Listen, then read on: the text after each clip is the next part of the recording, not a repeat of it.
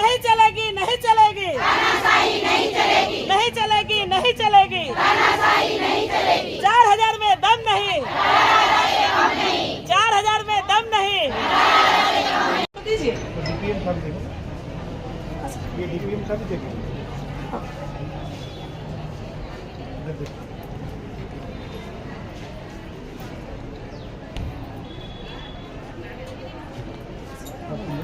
अभी करो, अर्जेंट करो, 1000 लागू करो, अभी करो, अर्जेंट करो, 1000 लागू करो। फूल नहीं चिंगारी है, हम भारत की नारी है, फूल नहीं चिंगारी है, हम भारत की नारी है। अभी करो, अर्जेंट करो, 1000 लागू करो, 4000 में दम नहीं, 18000 से कम नहीं, 4000 में दम नहीं, 18000 से कम नहीं, 4000 में दम नहीं, 18000 से कम नहीं। नमस्कार दोस्तों, खबर एक्सपोज में आपका स्वागत है। इस समय हम मध्य प्रदेश के खंडवा के कलेक्टोरेट में मौजूद हैं और हम आपको बता देना चाहते हैं कि आज यहाँ पर पूरे जिले से आशा उषा सुपरवाइजर यहाँ पर पहुंची हुई हैं और उनकी एक सूत्रीय मांग है कि उनको जो मानदेय दिया जा रहा है वो अत्यधिक कम है।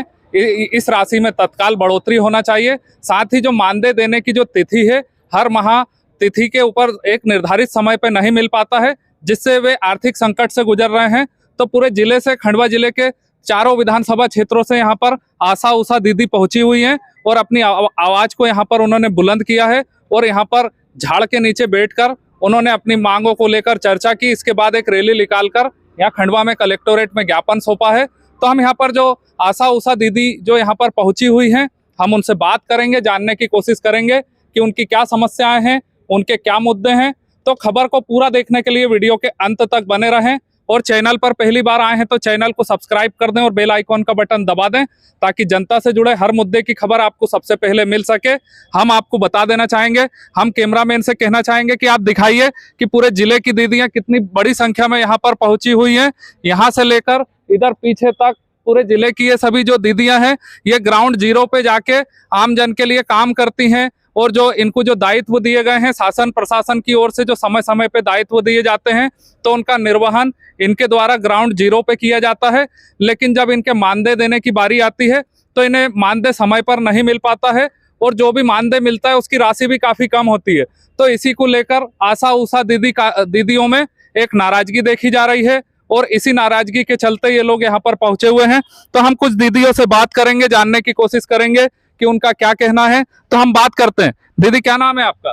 क्षमा को और आशा कार्यकर्ता किल्लत ब्लॉक। जी, क्या कहना चाहेंगे, क्या मुद्दे हैं आपके? सर, हमको जो मानदेय मिल रहा था ना, वो मानदेय कम मिलता है जी, और हमको बढ़ के मिलना चाहिए। हमारी मानदेय मिलता है आपको? 6000 मिलता है सर। अच्छा, तो 6000 रुपए में आपके परिवार की व्यवस्थाओं का संचालन हो पाता है? नहीं हो पाता। अच्छा, महंगाई बहुत ज्यादा हो गई है जी सर। मतलब गेहूं, अनाज, तेल का डब्बा ही 1500 रुपए का आने लगा है सर जी। तो परिवार का भरण पोषण करना भी मुश्किल होता है? मुश्किल, बहुत ज्यादा समस्या जाती है सर। अच्छा, ठीक है। दीदी, आपका क्या नाम है? मेरा नाम लता सिसोदिया है, मैं ग्राम खारकला से हूँ जी। क्या है आपके मुद्दे?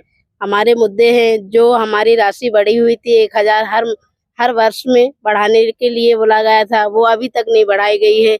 इसीलिए आज हमने यहाँ पे हड़ताल की, इसीलिए हम यहाँ पर आए। अच्छा, आज जो यहाँ पे दीदी आई हैं वो पूरे खंडवा जिले से यहाँ पर पहुंची हुई है? जी, खंडवा जिले से पहुंची हुई है। ठीक है। और यहाँ पर और भी दीदियां मौजूद हैं, हम उनसे बात करेंगे। क्या नाम है आपका? सुनीता महाजन जी। आप क्या कहेंगे? मैं ये कहना चाहूंगी कि 1000 तत्काल बढ़ाया जाए जी, और आशा उषा को उनके हक के लिए उनका हक दिया जाए, जो उनसे छीना जा रहा है, उनका शोषण हो रहा है जी। तो उनको मतलब अपनी उनकी स्वेच्छा से मतलब राशि प्रदान की जाए जी। बार बार हमको सड़कों पे उतरना पड़ता है, बार बार हमको हड़ताल करनी पड़ती है, ज्ञापन देने सौंपने पड़ते हैं। हम दूर दराज ब्लॉक से आते हैं, सभी परेशान होते हैं, सबके छोटे छोटे बच्चे हैं, परिवार है, परिवार को छोड़ के आती है आशा कार्यकर्ता और जमीनी स्तर पे काम करती है आशा कार्यकर्ता। जो स्वास्थ्य विभाग की रीढ़ की हड्डी कहते हैं ना, वो हड्डी को मजबूत ना करके उसको और कमजोर बनाया जा रहा है। दिन रात काम लेने के बावजूद भी उनको मानदेय समय पर नहीं मिलता और टुकड़ों में मिलता है। क्या करेगी आशा कार्यकर्ता, आप ही बताइए। कैसे चलेगा उसका घर, कैसा चलेगा उसका परिवार? क्या वो पढ़ा पाएगी बच्चों को? हम सरकार से और माननीय मंत्री जी से ही पूछना चाहते हैं, क्या हम बच्चों को पढ़ा पाएंगे इतने कम पैसों में? हाँ, जो हमको मिलता है इसमें पढ़ा पाएंगे हम? हमारे बच्चों को परवरिश कर पाएंगे हम सरकारी स्कूल में भी नहीं पहुंचा सकते हमारे बच्चों को, ना 2 समय का खाना दे सकते हैं।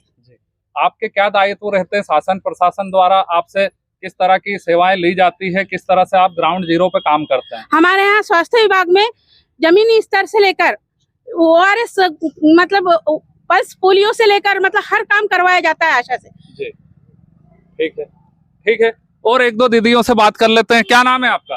सर निर्मला सावनेर, जी, कहाँ ग्राम से आए सियाड़ा आप? से हूँ, जी जावर ब्लॉक से हूँ। जी सर हमको जो वेतन दे रहे हैं उसमें भी हमको 1000 रुपये कटौती दे रहे हैं, जी वो बढ़ाना चाहिए। जी और जो भी हमसे काम करवाते हैं जी तो उसका हमको सही ढंग से वेतन भी तो मिलना चाहिए ना। जी और इससे हमारे परिवार की भी वो नहीं हो पा रही है, जी घर का पालन पोषण बच्चों का, जी और बच्चों को हम पढ़ा भी नहीं पा रहे हैं। जी तो हमसे सरकार से ये हमारा कहना है कि हमको जो 1000 ऐसे बढ़ के बोला था वो जी। हमें दिया जाए। जी। इससे पहले भी आप धरने ज्ञापन रैलियां हाँ निकाल सर, चुके आए हैं? थे ना। जी हाँ ठीक है।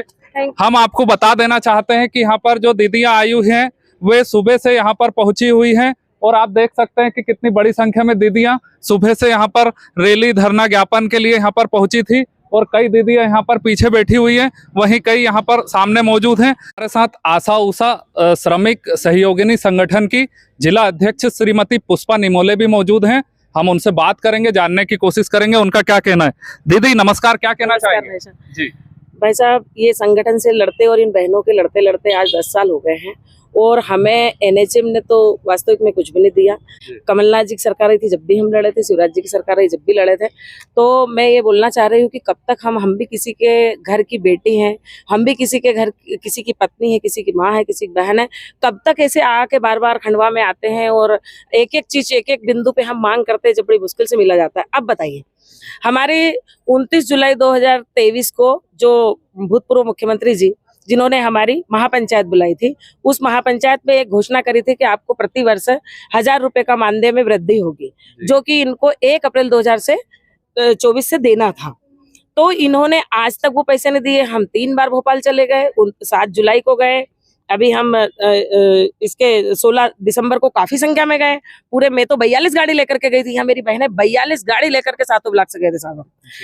और वहाँ इतनी पब्लिक, वहां तब जाकर के हमें जो मिशन संचालक है वो बोल रहे हैं कि अब हमने राज्य को फाइल भेजी है। तो आपको तो कैबिनेट का लेटर पारित मिल चुका था 1 सितंबर 2023 को आपको मिल चुका था, तो आपको अप्रैल के पहले बुला लेना था।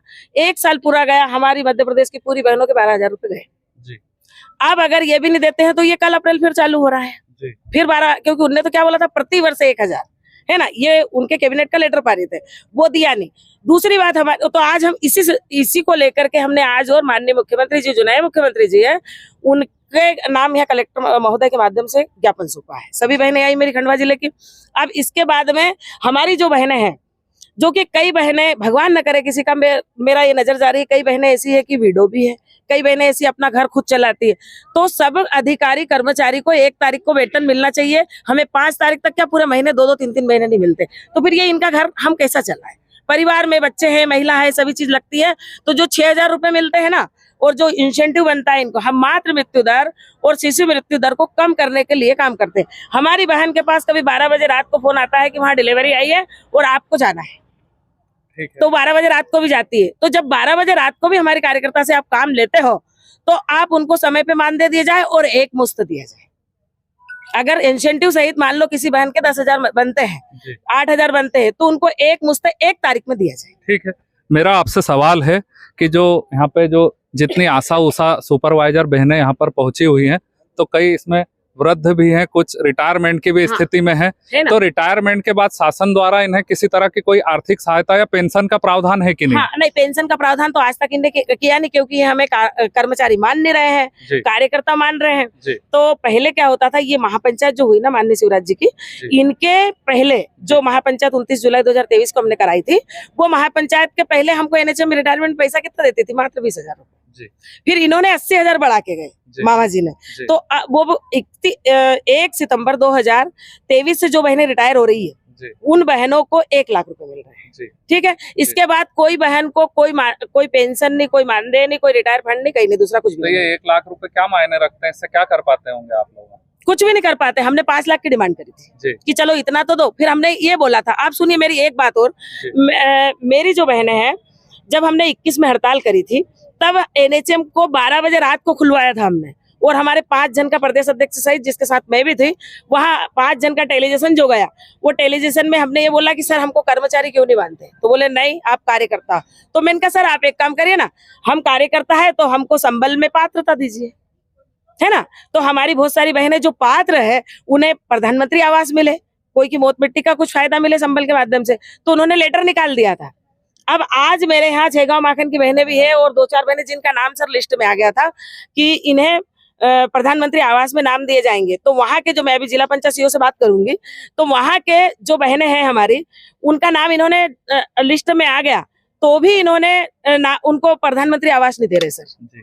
आवास योजना से वंचित रखा हाँ, जा रहा है। आवास, जबकि हमारा लेटर निकल चुका था और हमें क्या बोला जा रहा है कि आप नौकरी कर रहे हो, तो हमें कर्मचारी कहाँ माना आपने। मेरी खालवा ब्लॉक की ऐसी बहनें हैं, किल्लोद ब्लॉक की कुछ बहनें ऐसी, सभी ब्लॉकों में जो एसटी वर्ग से आती बेचारी गरीब है, तो उन बहनों को तो मिलना चाहिए ना। तो वो जरा सी नौकरी 6,000 रुपए की, वो भी समय पे आप दे नहीं रहे, और उनको प्रधानमंत्री आवास से आज उनके कवेलू के मकान है सर, खालवा में देख के आई हूँ।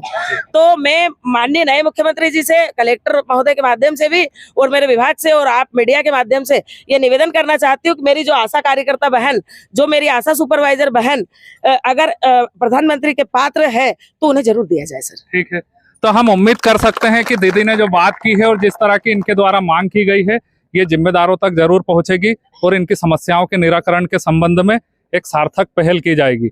हमारी इस खबर में फिलहाल इतना ही। हमारी खबरों से जुड़े रहने के लिए हमारे चैनल खबर एक्सपोज को सब्सक्राइब कर दें और बेल आइकॉन का बटन दबा दें ताकि हर अपडेट आपको सबसे पहले मिल सके। धन्यवाद, नमस्कार।